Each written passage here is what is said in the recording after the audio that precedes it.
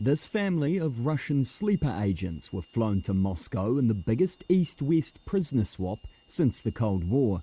So deep undercover, their children only found out they were Russians after the flight took off, the Kremlin said on Friday. Met by President Vladimir Putin as they touched down, the children knew no Russian and were greeted in Spanish, according to a Kremlin spokesperson.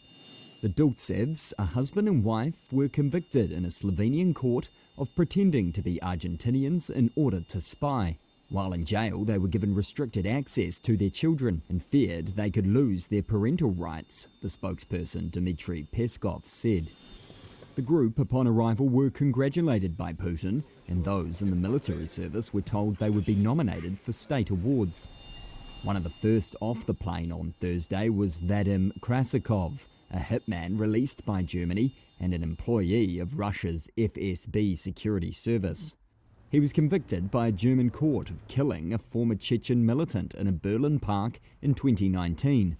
His release will be seen as a win for Moscow, which prides itself on bringing home intelligence operatives arrested abroad. But Germans spoken to by Reuters in Berlin felt mixed about the trade. To be honest, I find it a pity that Germany engaged in this, releasing a killer who is then celebrated as a hero in another country.